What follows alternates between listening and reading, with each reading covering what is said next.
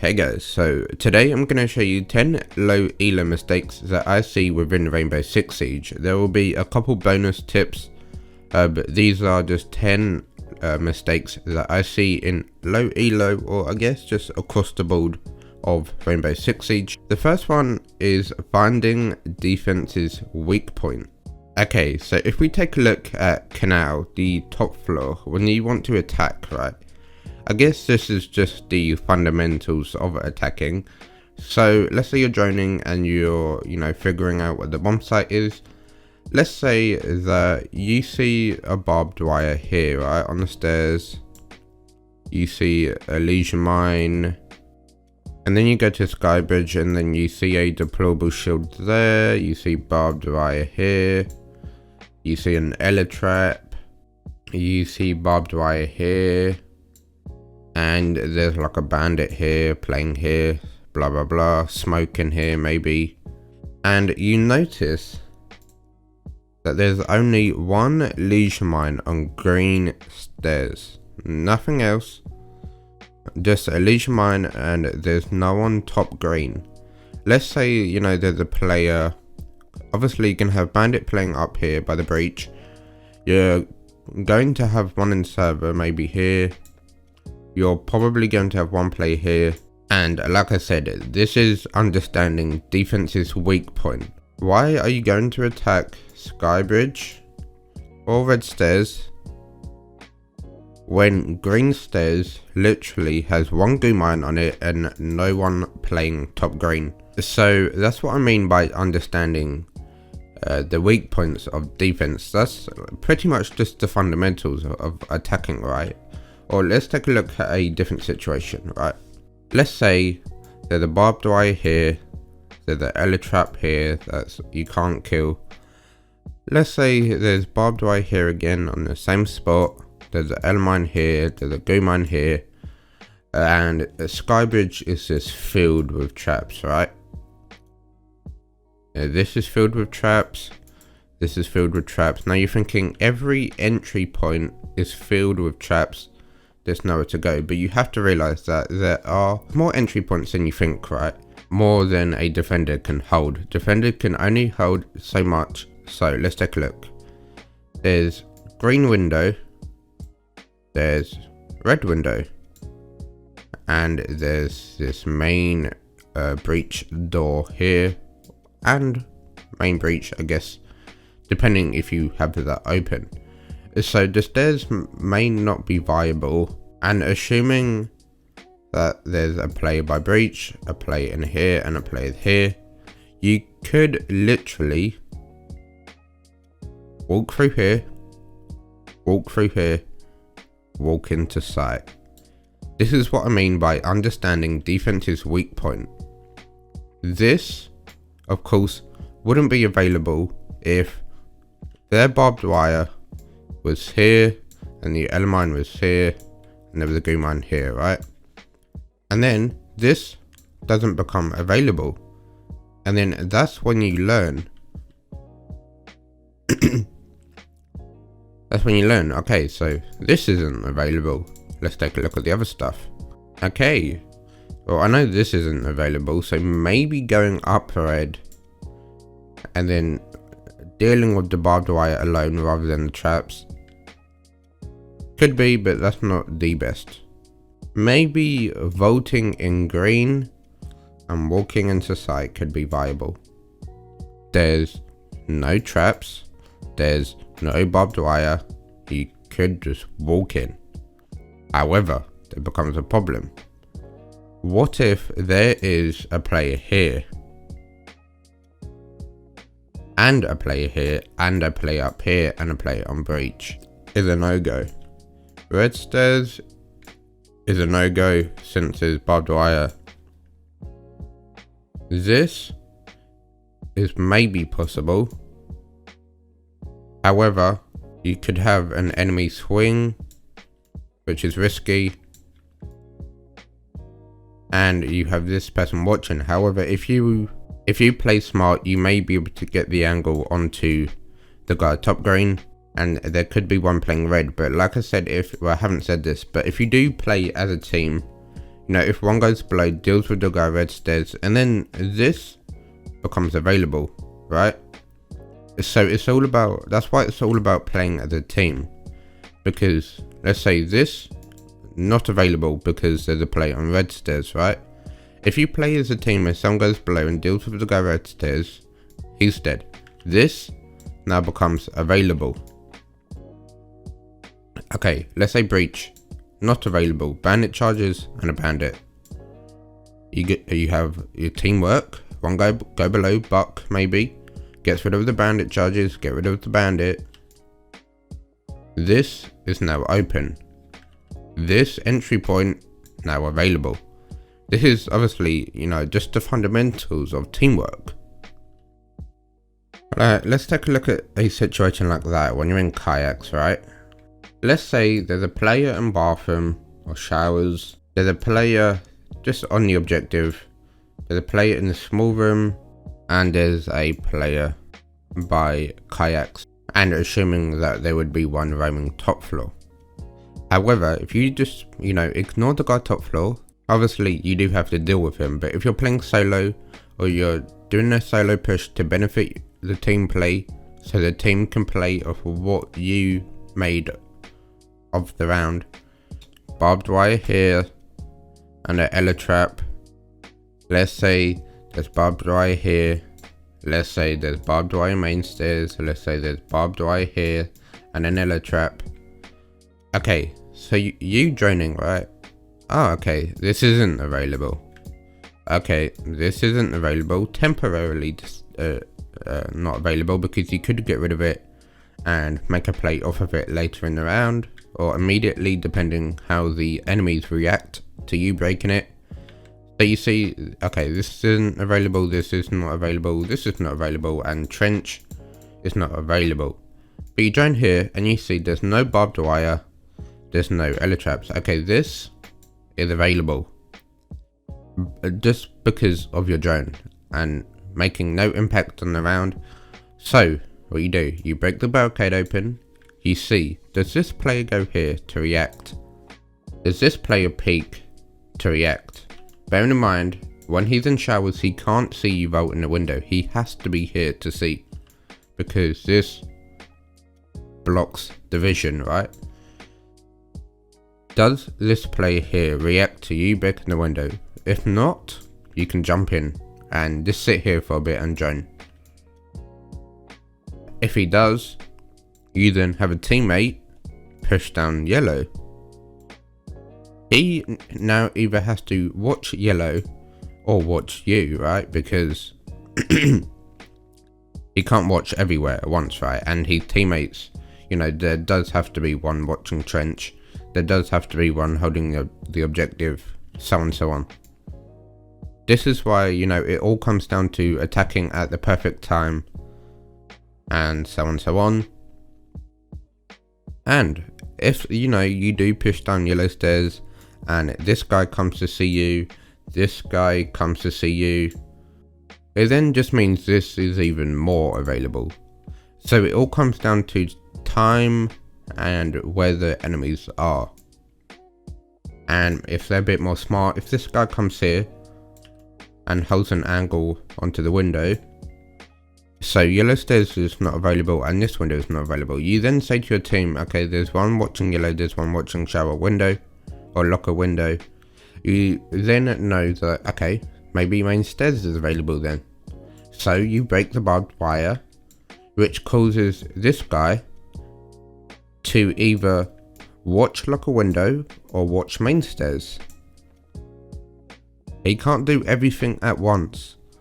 This is why, you know, it all comes down to timing, so on and so on. So those are just the fundamentals of attacking and understanding defense's weak point. And this is only tip 1. We have a lot to go in this video. So that's tip 1. Okay, this one is more about, you know, the drones and how to counter spawn peeking easily. Obviously, I could go into the whole droning thing, which could be for another video. Okay, so you're here, right? You spawned here, and you don't know if there's going to be one spawn peeking here, up there, up there, up there. So this is just a short tip but should hopefully help some of you out, because most of you just rush here and you like, you know, this is like gold. Like, you are aware that this is a spawn peak, so you go to spawn peak and then you go to spawn peak. This guy, you know, just kills you. We go to spawn peak, and because, you know, you have a inaccurate gun and they have MP5, you're dead. So a good way to understand how they're spawn peaking up is to literally, this is just a short quick tip, to grab your drone, chuck it in the sky and quickly go on it. You can see I just gained about 3 seconds of intel. Let's say that this one was broken, right? Simply chucking a drone in the sky in spawn, I knew, okay, no one's spawn peeking here, no one's spawn peeking here, there's one spawn peeking here, and no one's spawn peeking here. You now know that when you're going to swing, you don't need to worry about this window, right? Because you're going to hear it, because, you know, you're in spawn. And you know this one's here, so okay, you know, okay, there's a guy spawn peeking here, this is a free kill for me. You literally swing, pre-fire, they're dead. So this is just, you know, a quick short tip to understand how to counter spawn peaks very easily, and I don't see a lot of players making in the low elo. The same as this side, we were going this side, right? You spawn down river docks, and then you're at river docks, and like, you don't know if anyone's going to spawn peeking this. That just made no sense. I can't talk. So simply chuck a drone over. Okay, no one's here. Now you can run out and peek this window just in case they're spawn peeking here. Not have to worry about that, because if they did break that open, obviously you can hear it, rather than having to watch this and this and this and that, right? So it's just all these simple things that will stop you from getting spawn peeked that I don't see enough people doing. For the next one, we are going to head back over to Photoshop. Okay, for the third one is what I like to call positions of influence. What are positions of influence? These are positions that if they are in favor of attack, they are going to influence the round or take an effect of how the round is going to be played out. If defense has control of this position, they're going to influence the round and take effect of how the round is going to go, if they're going to win or lose. So let's take a look at top floor on cafe. When attacking the top floor, so this whole VIP section, or piano or cigar, if this isn't VIP, I don't know why I said that, so piano or cigar, right, is a position of influence. However, you know, you aren't able to hold here because you have a window here and a window here and you're dead, right? So we now know, you know, obviously this is not possible because there's so many windows.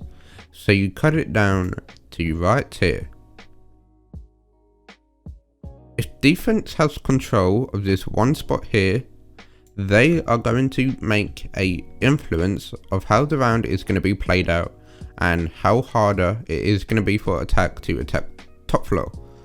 Let's say you have a deployable shield here, you know, you have a Jaeger ADS, and whatever else you may do for defending this site, right? Or position of influence. If they don't have control of this whole area here, they're not going to be able to get any of the breaches here. They're not going to be able to, you know, have control of white, because you can watch white stairs, right? You are able to see that.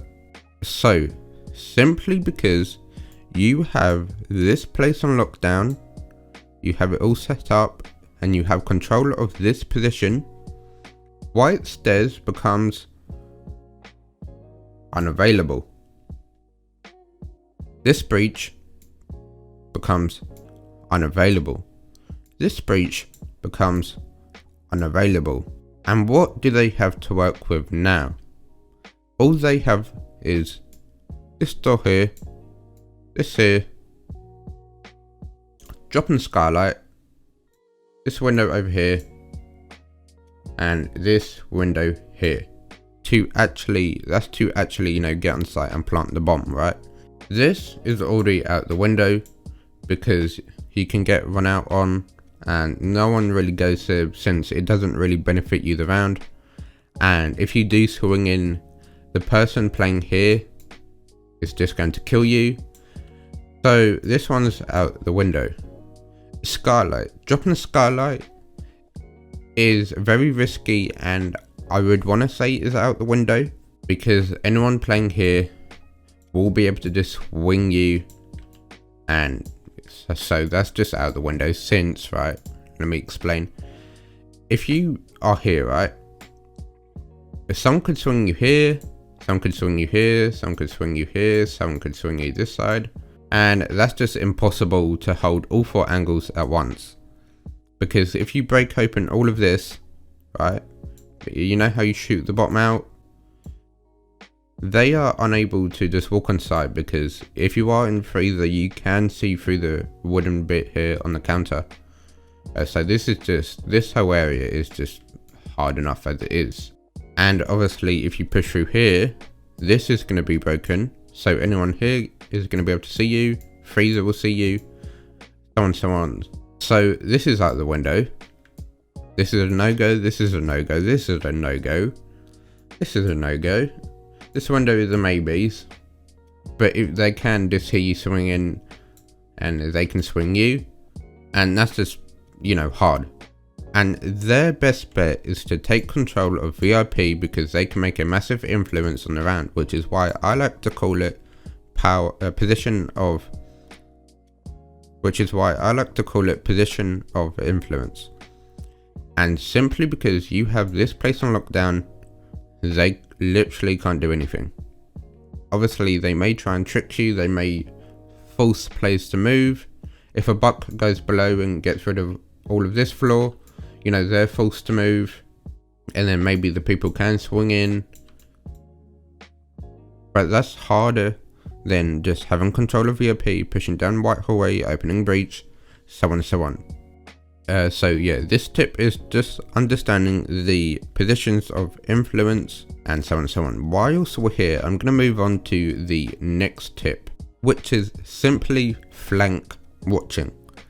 I played through every ELO, and I've noticed that in the lower ELO, literally not a single person will watch flank. I've seen it so many times you can literally just walk up red stairs, kill everyone, right? Because no one is watching flank, no one has a drone on the stairs, no nomad, no claymore, no one is holding an angle on it, no one.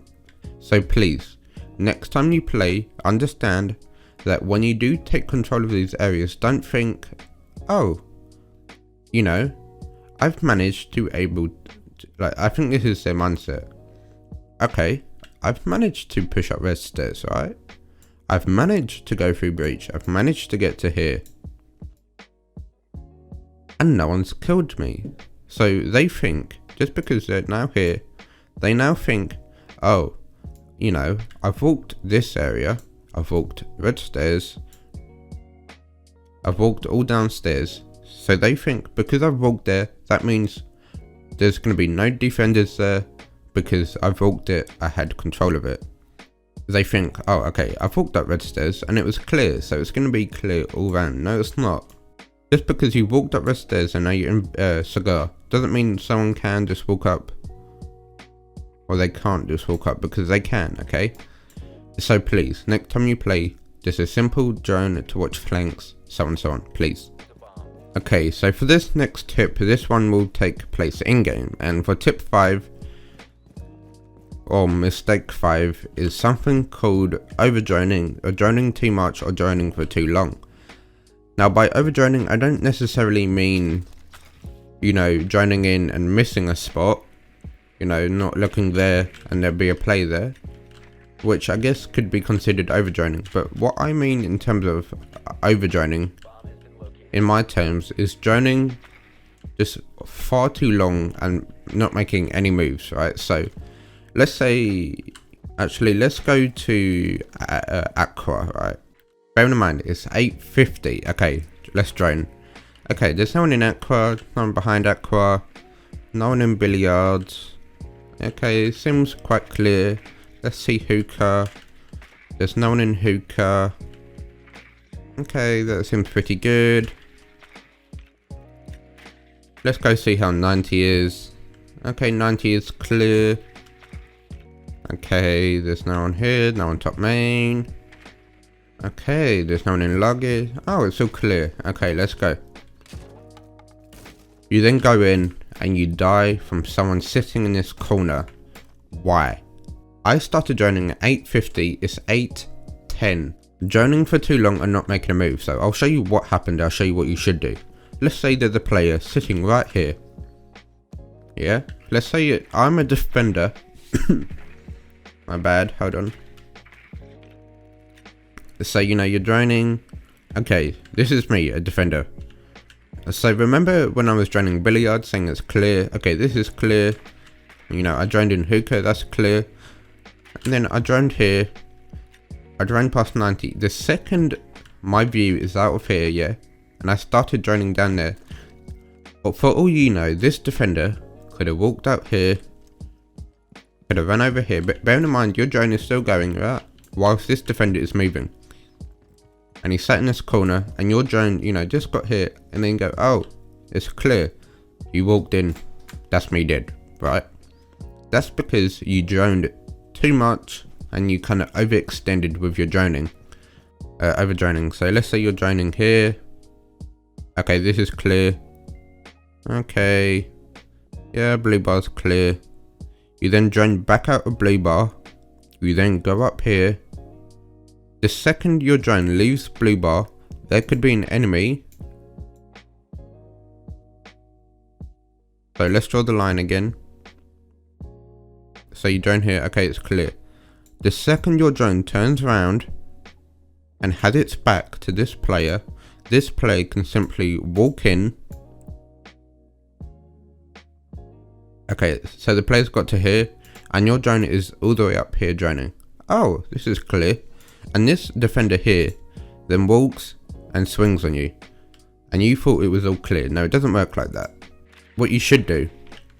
Okay, bear in mind, let's say like their kitchen.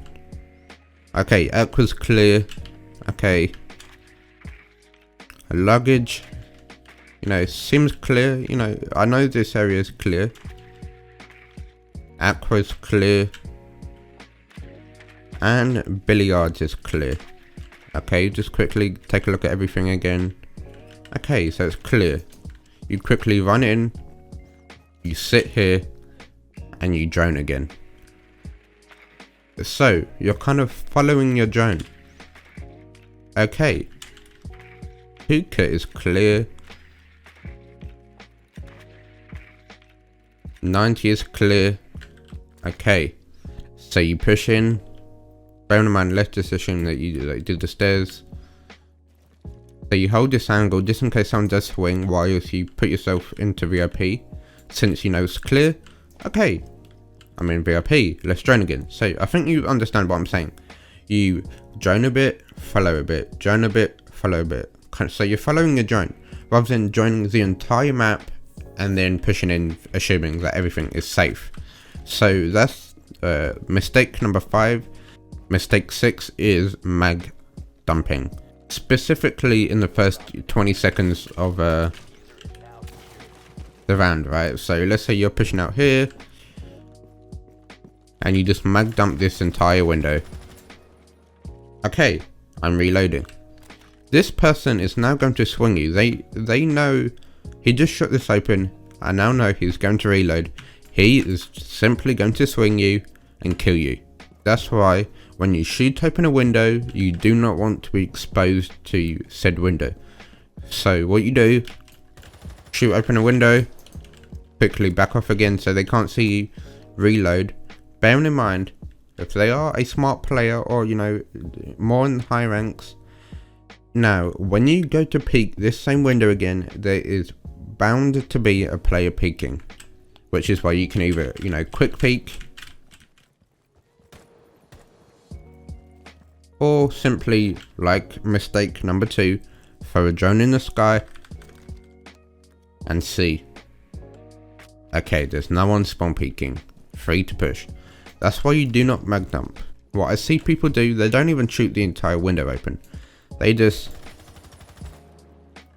you know, shoot a couple panels out. Like, you know, when you pre-fire a window just in case they're spawn peeking, like you're scared someone's going to spawn peek here, but actually there isn't anyone spawn peeking there, so you're kind of scared. You kind of pre-fire it. Okay, I didn't kill anyone, so there must not be anyone spawn peeking. So you just reload, you walk off. They then peek the hole you just made. This is very common in diamond rank. In high diamond, lots of people will just re-peek. They peek everything. They will re-peek the barricades you broke. So this is just a short tip or mistake that I wanted to cover. So in future, just when you do break stuff, literally it's so simple just to quickly shoot it and just sit here for another 10 seconds to see if they peek again. If they don't, keep holding the angle, keep holding the angle, keep holding the angle until you're out of view of that window. If I can actually figure out where I'm standing, and you're out. You can then deal with the whole droning, follow your drone, so on and so on. So just make sure that you're not mag dumping a whole window, you're just exposed and then you're reloading, because they are going to re-peek you. The higher the rank, the more they peek, it seems anyway. Okay, so for this next tip, I wanted to talk about not destroying certain drones, right?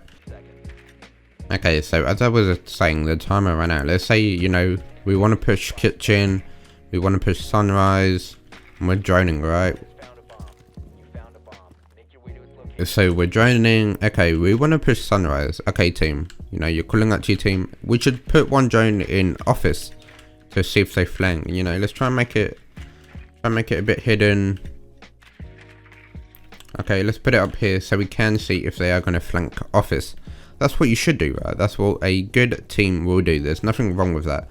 I'm just saying, when you do come against that smart play as a defense, what should you do in that situation? So you've gone kitchen, they now, you know, it's been a minute or two, they now have control of sunrise.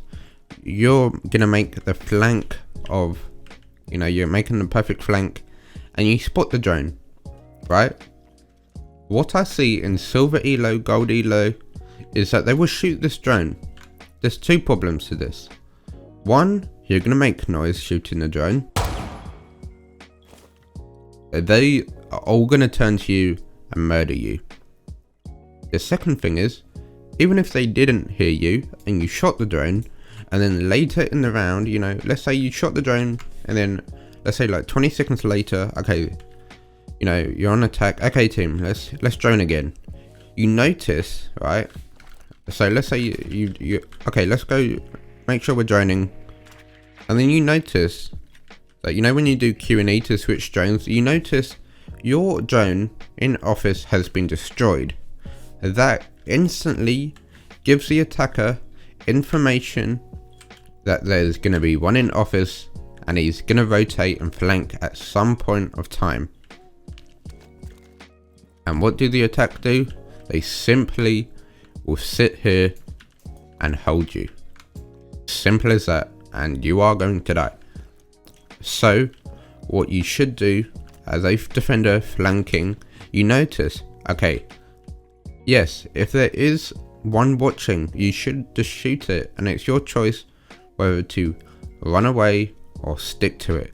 It really depends on the time. If there's like maybe 20 seconds left, depending on how many players there are left, if it's a 4v2 in your favor, you should probably just stick to it, because at some point they will have to push into the objective and not worry about you, because they can't watch you the entire time left, because they do need to plant and deal with the others. If there's, you know, still 2 minutes left and it's still a 5v5, you should probably just head back and change your position. Back to the point though, you see the drone, you're making a flank, you see it's not on. You should not destroy this drone. Why? Okay, one, you make no sound, you haven't destroyed it, so like I said earlier, when they go back on their drones, they're going to see that this drone is still up alive and well. So if you just skip past the drone and maybe you just sit here, them as an attacker, they're going to see, oh, this, you know, this drone is still alive, so there's probably no one that's been here. Okay, you know, so on. Oh, watch the flank now. You know, now that it's a 4v5, someone is dead to able to watch for lengths. You know, they're saying, okay, yeah, I'm watching, you know, I can tell you if someone comes to office, but little do they know you've sneaked past the drone and you're already in blue bar and they don't know about it. And what do? You swing and you make the play of your life. Okay, as for mistake number 8, which is something I don't see enough of, is people abusing the sound in this game. Now, yes, the sound may not be that good in certain situations, but there will come a time where the sound will win you the round, so on and so on. So these aren't actually any strats, but I can probably just, you know, think of something on the spot. Let's say that you are defending, let's say that you're just defending here, right? You reinforce and you make holes like this, right? Even if it's as simple as that. Yes, this door is open, but this can mess with your head with how the sound works, right? So when I say abusing sound, I mean more specifically making sound holes, right? So if there's a player pushing here, right? So you're making noise here, your footsteps, yeah? This sound is going to travel through this hole down into the player behind bar, rather than up here, through the door, around here, into this player's headset, right? So let's say you're looking here, you hear it to the left. Okay, yes, you can hear it to the left, but is it coming from here or is it coming from here? You don't know, because all you know is that you hear it to the left, right? That's how the sound works in this game. So if you were to make a hole up here and you hear footsteps and you can kind of hear it come through here, you then know that they are going to be here, because of sound. The sound will travel to the nearest kind of hole or open destruction and travel to the player, right? If there's sound going on here, it's not gonna, you know, travel all the way through here and around when there is here that the sound can travel through. That's kind of how the sound works in this game. It will just travel to the closest kind of open thing. Not necessarily every hole is specifically for peaking. You may see in Pro League sometimes, you know, they will just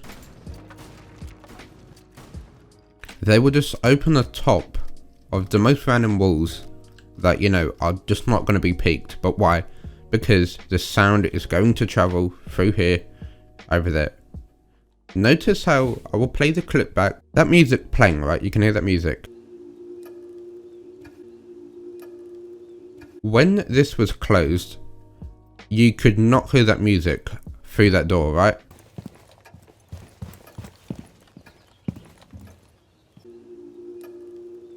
That sound did not travel all the way through here, through the door to here. Just because I opened that music playing is now a lot more clearer. So that's just a perfect example of just please abuse the sound in this game. Open up holes, even if it doesn't mean to peak.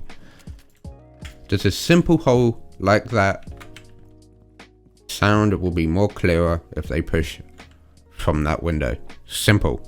Just a simple shotgun hole can win you the round. Okay, so for this next mistake number 9 is understanding player positions without even having any information. You may think, how does this Ash just run in without droning? This is why. This is the actual reason behind why Ashes will just rush in and not drone. Let's say that you're defending Sunrise and Blue Bar on Coastline.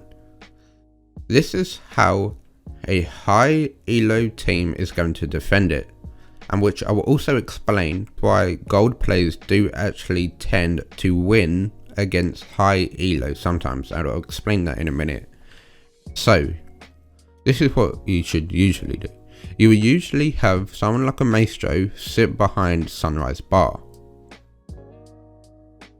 You will then have a smoke player usually sit by the couches. So you have Maestro Bar, smoke on the couches. You will then usually have a player playing in office can quickly just go through the reinforcements, I guess. So this should be reinforced, this should be reinforced, all 4 of these walls should be reinforced. This should be reinforced just so you don't get killed from here. All of this should be broken open, the bottom bit. And these 2 walls should be reinforced, and there's more upstairs, but I guess that could be for a different video. But anyway, back to the point. So, this is 1 player. This is the 2nd player. This is the 3rd player. So this is the 3rd player, right? The 4th player is going to be in here. Well, this is what you would assume, right? On a high elo, this is the perfect way to defend Sunrise and Bar. And the 5th player is either going to be up here in Hookah, playing here. You know, that can peek here. And usually this would be reinforced just to kind of support them. They will either play here, or they will play in kitchen. In here just to kind of support the team when they need it, and we'll just swing out when they need it. And this is the 5th player, right? Okay, so remember, 1 player, 2 player, 3 player, there's 1 up here, 4 player, and 5 player. This is usually how a team is going to play in high elo. So you as an attacker, in a situation where you don't have a drone, in a situation where you just kind of want to rush, you know in your head, based on your droning in prep phase, like I said, just because of, you know, assuming how they're going to play, you can just rush. No. Based on what you drone in prep phase, you know, okay, they're doing this strat. I've seen, let's say you've droned here, right? I've seen they've reinforced all 4 of the walls. I can see a Maestro play here. I can see Smoke play here. You already know in your mind, okay, this team is, you know, they're good. They're going to have strats. You see, okay, there is a Maestro here. There is a Smoke here. You know in your mind, because these 2 players are here, there is bound to be someone playing in office. There's bound to be 1 playing in electric. And there's bound to be 1 playing in kitchen or hookah. You now know the entire setup without actually having to drone, simply because what you've seen in the prep phase. You've got a taste of their playstyle. You now know where all of them are. This is how they played, and it's round 1. You now know how they are going to play. So round 2, you now know, okay, they're probably going to do this strat for this objective, so on, so on. And when it comes to prep phase, you drone just to see if, you know, they are sticking to their play style. So in a situation where it is a 1v1, right? So let's say that you've killed, let's say you've killed Maestro. Let's say you've killed Smoke. Let's say you've killed the guy in kitchen, right? You've killed these people. You now know, to your knowledge, okay, I've killed these people without even having to drone, without having to do anything, because of how they play, their playstyle. You know, okay, there must be 1 in office, because they would have to hold that to have position of blue bar. You now know there's either going to be 1 in electric, or there's going to be 1 in hookah. They kill the person couches. They kill these 2 people, and they will just hide. They just run back out. Like, why? You've killed these 2 people. You really think there's going to be a 3rd one or a 4th? No. Because they have to worry about other positions in the game. And this is why gold players or silver players will sometimes actually win against plats. Because in plat and diamond elo, there is a playstyle that everyone plays, which is where they do strats and they are in these specific positions. So a smart player could, let's say you push down blue, cool vibe stairs. A smart player is going to think, okay, there's going to be 1 here, there's going to be 1 in couches, there's going to be 1 in office. That's just what a smart player would do, right? They know that. That's how diamonds play. And this is why golds will win. Because you assume, okay, this is gold ELO. This is plat. You assume, okay, there's going to be one here, there's going to be one here, there's going to be one here. But this is why golds will win. They will sit in the most random spots. Like, for whatever reason, there's going to be a player here. There's going to be a player that's standing right on kitchen door. There's going to be a player sitting in blue bar. And you rush down the stairs assuming that there's going to be one here, and one in here. Because that's what you should, that's what you should do when defending these objectives. But the reason golds will win is because they won't do these key important things to defend the sites and will sit in the most random spots. So when you're playing smart, trying to counter these high level strats, I should say, like, you go to counter it, but because of how golds play, they are in the most random spots, so they just all swing on you and you're dead. Which is the reason behind why golds will actually sometimes win. Which brings me on to my next point, right? So, okay, let's say your kitchen for cafeteria. This is reinforced. This is reinforced. This is reinforced. This is reinforced. And freeze is reinforced and the hatch is reinforced, right? Okay, so this is your playstyle, which is mistake number 10, which is called not switching up your playstyle. This is your playstyle.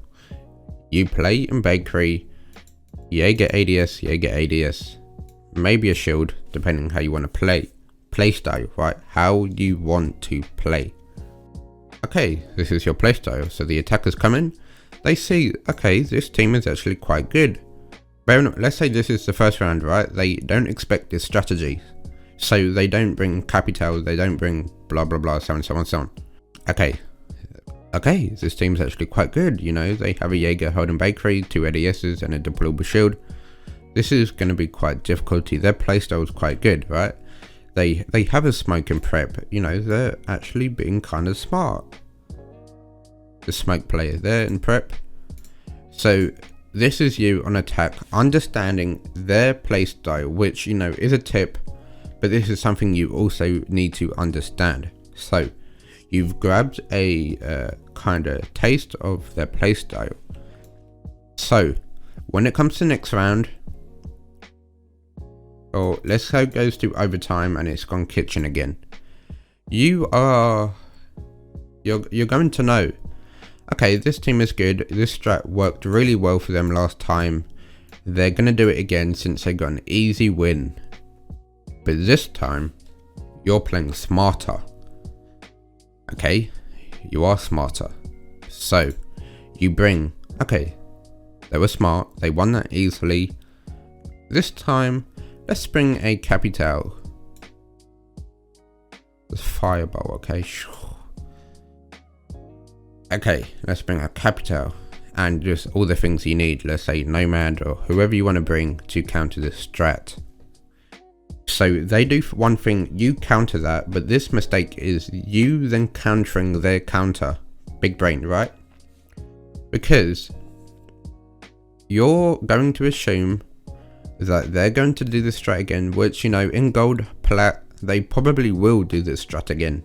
But if you want to go from plat to diamond, or diamond to champ, that they're going to do the same strat again, so you bring a Capital, which is good. If you did bring a Capital, you can. This strat just becomes, this whole strat is a no-no, simply because you bought a Capital, and simply because you bought a Habana, let's say, to open this.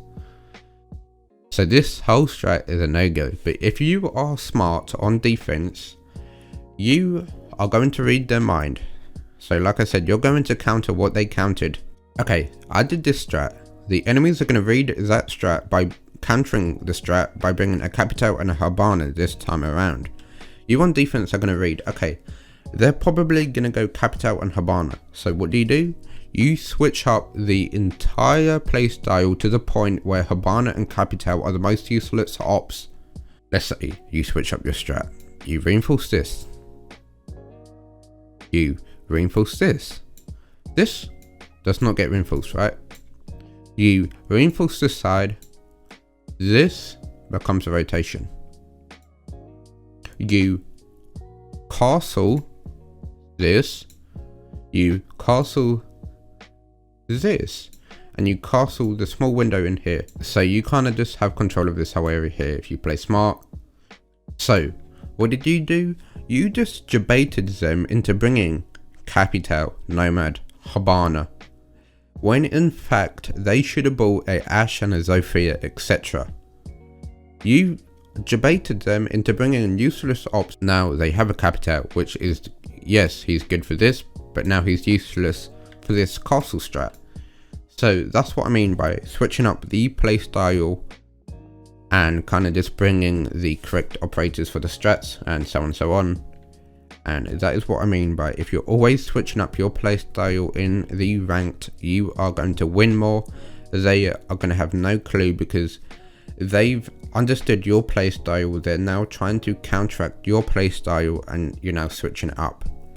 Which is also why on usually the first ever round of the game is always the best time to rush, because they don't understand your playstyle. If you rush on the very first round, you probably will destroy them, depending how good you are. But if you rush on the very first round, they're going to think, okay, this team just rushed us, they're going to play super aggressive.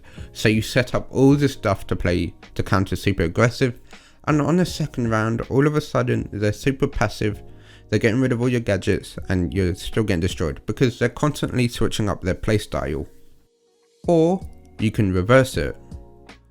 For the first 3 rounds or first 2 rounds of the entire game, you play super passive, and all of a sudden in the final round, out of nowhere, they don't expect it because they've never seen this sort of playstyle from you, you play super aggressive and they're thinking, where did this come from? That's because you are switching up the playstyle, which is this whole tip. So switch up the playstyle. I will have a timestamp of every tip in here or mistake. If you guys want more tips and tricks, I really do appreciate it. Show your support if you do want more tips and tricks. I don't really do too much, but yeah, I really hoped I helped some of you out there today. And I love you all for the support, and I hope you all have a wonderful day, and goodbye.